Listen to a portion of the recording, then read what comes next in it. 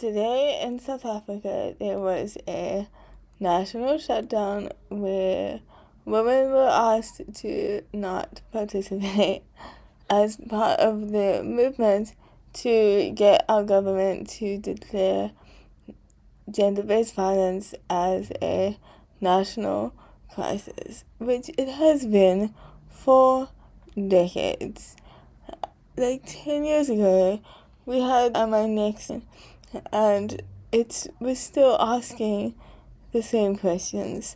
So, what are we doing? We need to stand together and make a point, and I think the leaders of this movement to have the national shutdown now, today, at the start of G20, have been phenomenal. I'm so proud of them. It's an incredible achievement that you've done, and just such a testament to the power of women with a cause. It's an incredible thing to witness and to be in this moment in our country where there's such an energy to get it done and to make something big happen. For our women, too many of us have stories. Every one of us has a story. Too many of us feel unsafe in regular spaces. Just yesterday, a guy made me feel unsafe walking across the street. And that's a ridiculous reality that women in our country face. I sit here wholeheartedly supporting this entire movement and everything that you're trying to achieve.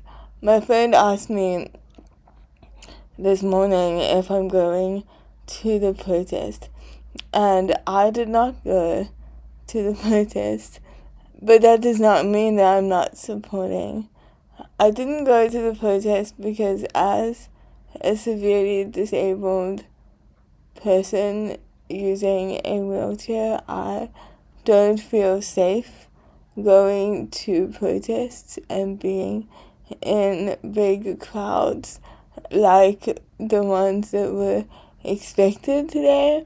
I've been to protests before, and I remember going to one in high school when I was in grade 9 and teeny tiny as my disabled self, and I felt so vulnerable and unsafe and not able to,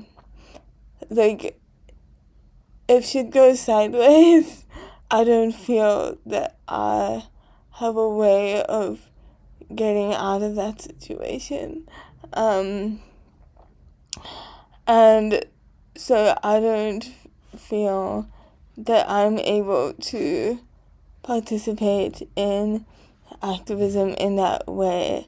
I've carried a lot of guilt about that as an activist, where I think there's this perception, an idea that if you're an activist, you have to go to the protests and you have to show up and be there and make sure that you make the signs and say things really loud and be a big presence and occupy space in a way that makes people listen.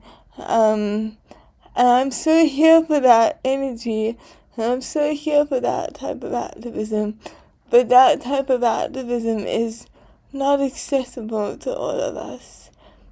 And I really think that needs to be taken into consideration when people plan things and when people judge others about how we participate in protest action. I am fully supportive of causes, and I cannot participate in the expected ways. My disability has always taught me to do things differently, and so my activism is different too.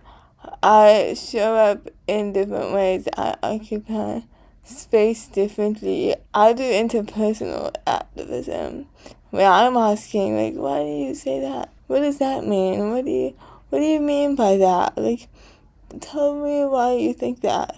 And I think that that works too.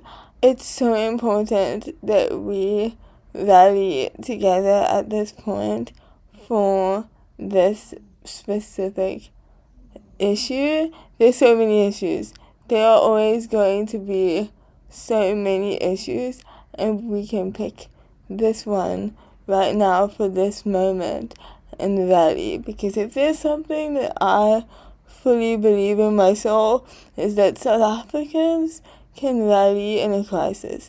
We have learned this, and this one, keeping women safe, having women feel safe and supported, having accountability and expecting justice is not a reach too high. We need to expect that. Our government should expect that.